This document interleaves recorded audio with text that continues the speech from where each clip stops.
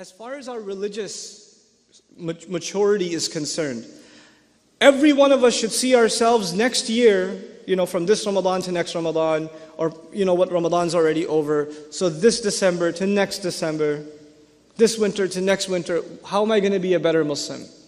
And I'd like to highlight 3 areas. So for those of you that are writing this down, just 3 areas where you want to be able to say to yourself in a tangible way, I'm better off. I've made some progress in 3 areas at least. The first of those areas is worship. The first concern is worship. Has my Fajr improved? Am I making Isha and Fajr at least on time perfectly? The guys, am I waking up for Fajr and making it to the masjid? Make it a goal. Maybe you're not doing it every day, but set a goal that you're going to accomplish that this year. More and more and more. You're going to be able to get it. I'm going to go to sleep earlier. Oh my God, youth. You can't accomplish anything in life if you don't go to sleep early. I'm telling you. You know those deep conversations you have over hookah at night? Yeah, that's not reviving the ummah. Let me just tell you now. That was deep, bros. Good talk, good talk. Then you wake up at 10 a.m. to pray Fajr. That's the ummah sure gonna revive through that. There was some deep discussions last night over some shawarma and some hookah. Go to sleep on time. Go to sleep on time. Wake up early. Get your Fajr right. Get your Quran in the morning. Inna Quran al-Fajri kana mashhudan. Get your Quran in order. We talk about changing the world. We can't even change our day yet. We can't even change our day yet. When you change your day, then you can change your year. That means you can change your life. But you start with your day. There's a daily goal. My mornings have to become more productive in terms of worship. In terms of worship. Part of worship I would include, especially those of you that are people of vision, your vision will come, your inspiration will come with the Quran. And the Quran has to be in your heart. You have to have a project of memorizing as much Quran as you can.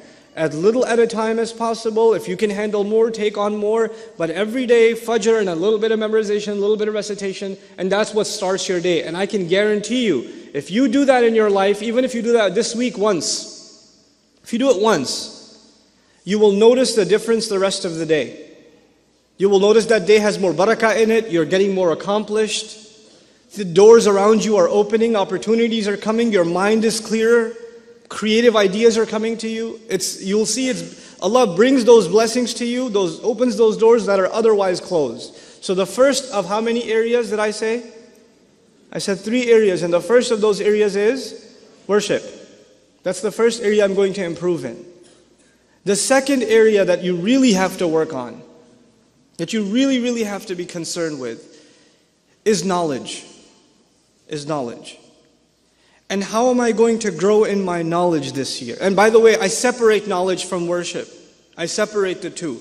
Because some people focus so much on knowledge and their worship is terrible.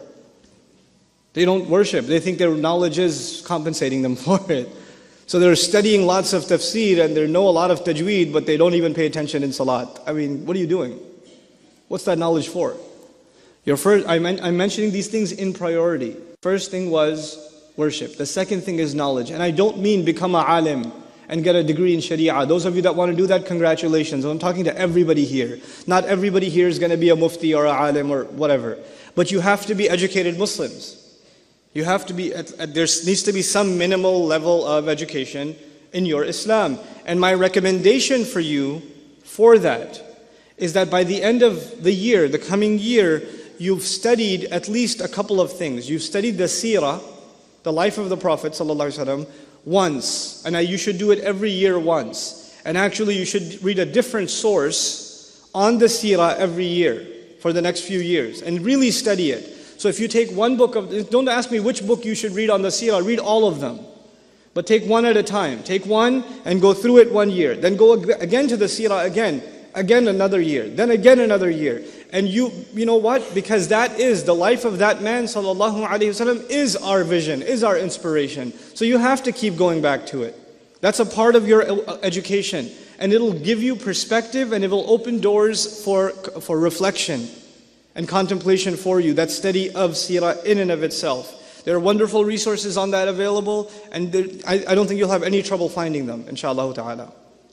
At the same time, you have to make substantial gains. In that same year, you have to make substantial gains in your Quran.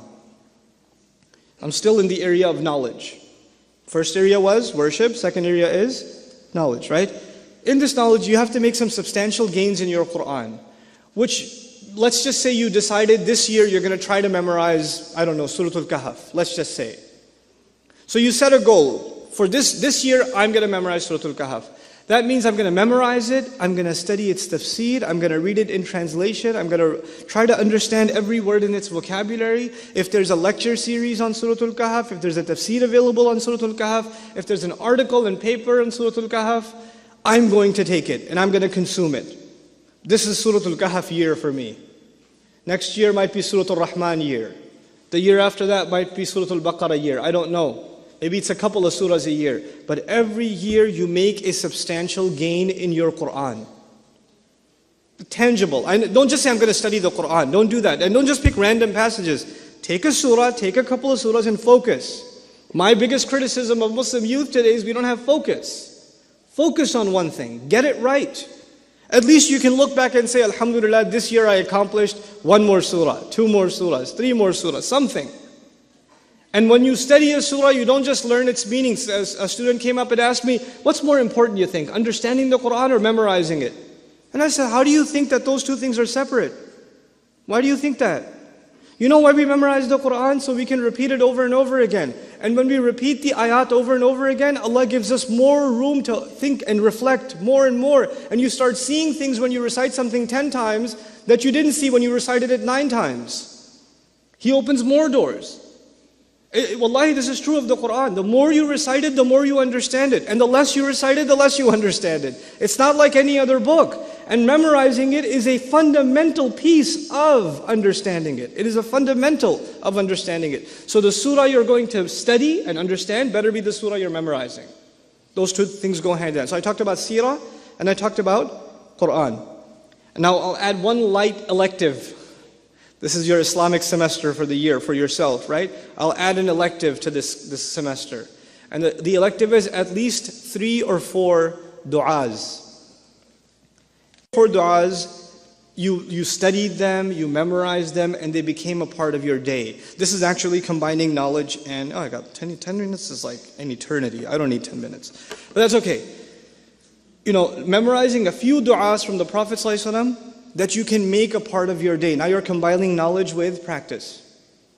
You're combining both of those things. Okay?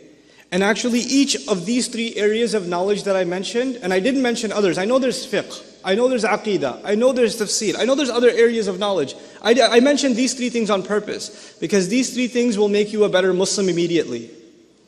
Immediately they start having a practical impact on you. Your salah starts improving because you're reciting Quran that you've understood.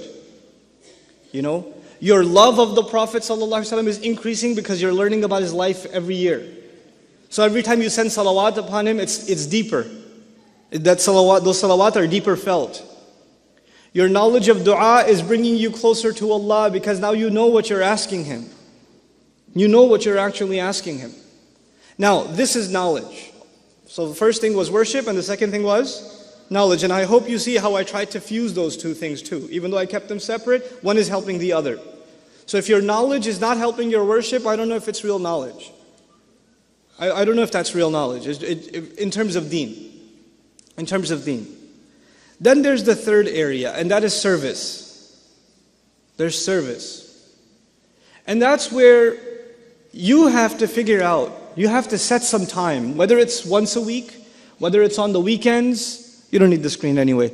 If it's on the weekends, whether it's, once in a month, but you have to do some kind of service, meaning help people. Help people. And that doesn't mean that you necessarily have to do this under an Islamic banner. If you want to volunteer at Habitat for Humanity, do it. It's okay, it'll be cool to see a bearded guy helping out with that too. It'll be cool. We don't have to do things under our own banner. Good causes are good causes. Whether Christians are doing them, Jews are doing them, the Gates Foundation's doing them, it doesn't matter. If it's a good cause, you can be a part of it. And actually, personally, I recommend Muslims to be part of good causes that are run by non-Muslims so they get to see that Muslims care too. And it gives them an opportunity to ask Muslims questions about Islam. It gives them that opportunity. So volunteer, help out, be part of something you feel passionately about. And just do that for yourself. Don't publicize it, don't tweet about it. Just helped out, volunteered today. Feel really good, alhamdulillah. Humble brag. Like, don't do that. Just do it for yourself. It will make you a better human being. You'll become a better person when you do these kinds of. And parents, those of you that have parents that have teenage children, if you can encourage that sort of activity and even take part in it with your teenage kids, it's actually most important in teenage years to engage in the activity of helping other people. That's part of what builds maturity. Because the teenage years are when our youth in general, not just Muslim youth in general are the most self-absorbed.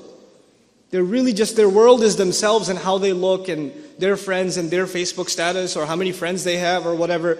That stuff becomes really important to them at that age. They become very petty. And if you can pull them out of that mindset at that age and make them care about things beyond themselves, helping other people, seeing what suffering looks like and helping with that, Like recently, for example, with the disaster of the storm that hit and all those people in New Jersey and New York and all of this is not too far from you guys. If you did a weekend trip every weekend with the Red Cross or anybody else, and you went and just helped out people whose homes are destroyed or there's a tree in their driveway or something, and just went and helped and came back. If you just did that, I'm telling you, it will bring you closer to Allah like nothing else.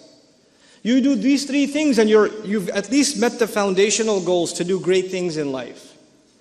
This is not your goal. These are the things you've met so you can actually achieve goals.